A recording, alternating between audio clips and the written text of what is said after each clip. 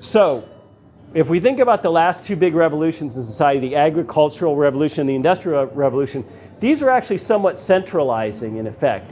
Agriculture caused people to stop being nomadic, to get food and come together on the farms and to work in agricultural concerns.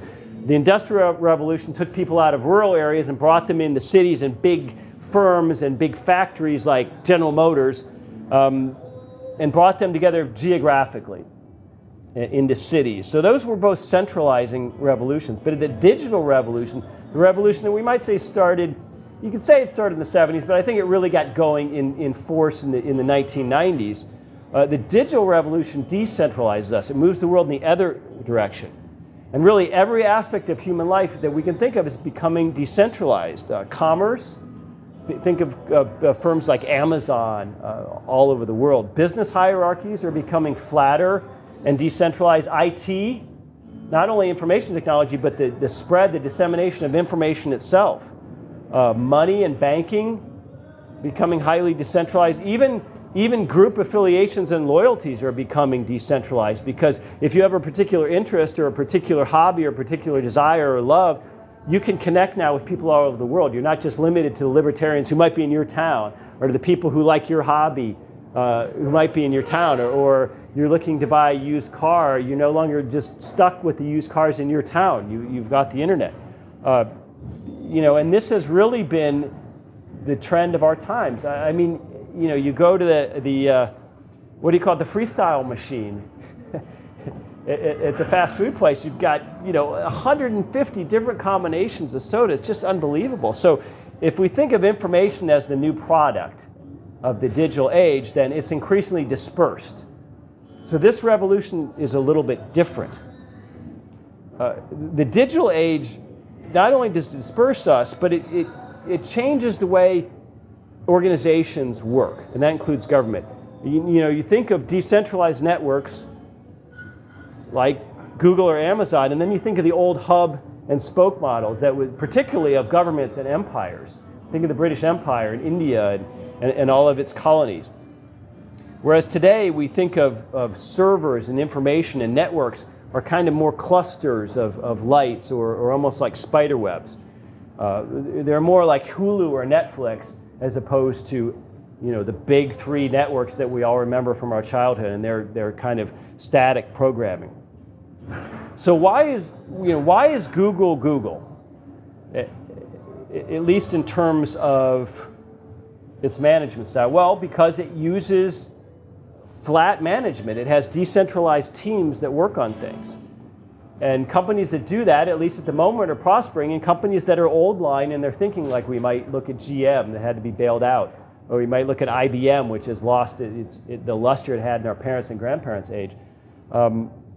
Google's Google because it uses decentralized management. So the digital age, if I had to put it into one word, is the age of disintermediaries, right? Both human and technological. A disintermediary is anything or anyone that eliminates the middleman being the intermediary in a process.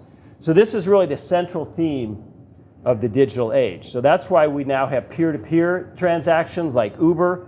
There's no dispatcher, there's no taxi company per se.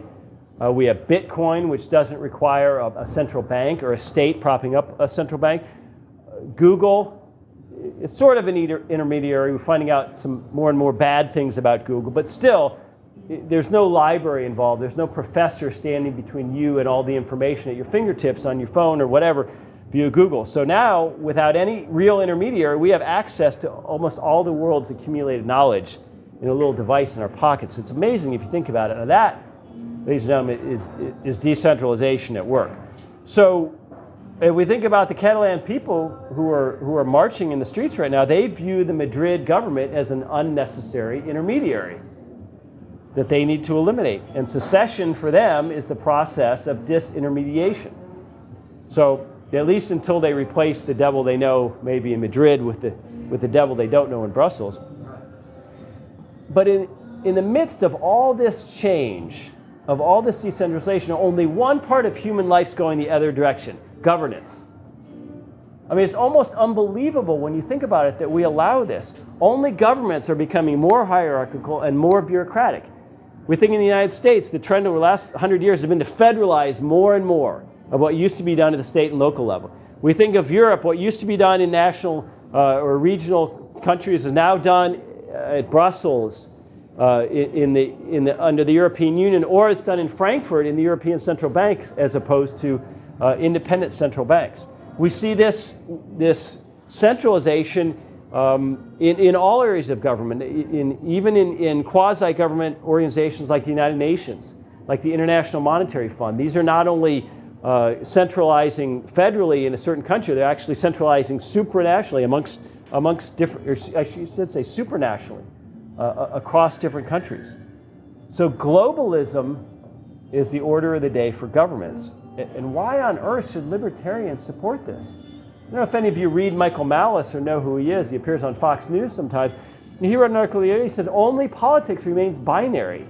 So with politics, it's always either or, it's always zero sum, and it's always win-lose.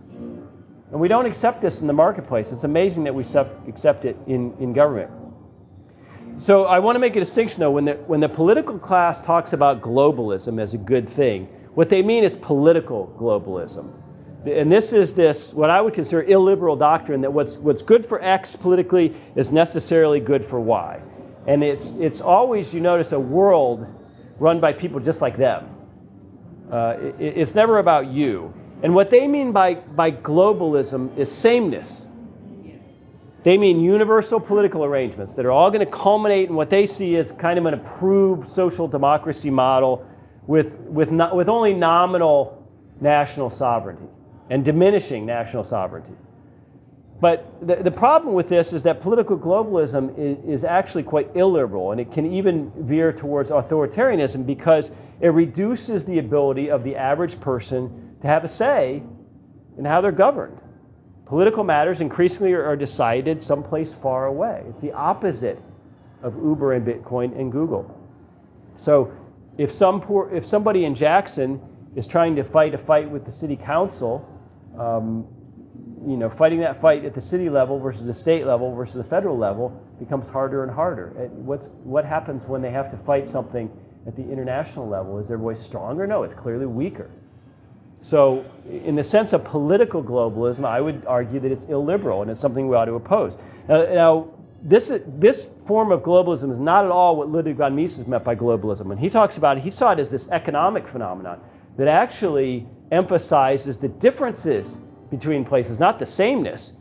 The differences expressed in the division of labor, in specialization, and comparative advantage between places. If China can make a t-shirt for $5 and get it to Walmart, let them do it. We don't need to create a $10 t-shirt in America just because.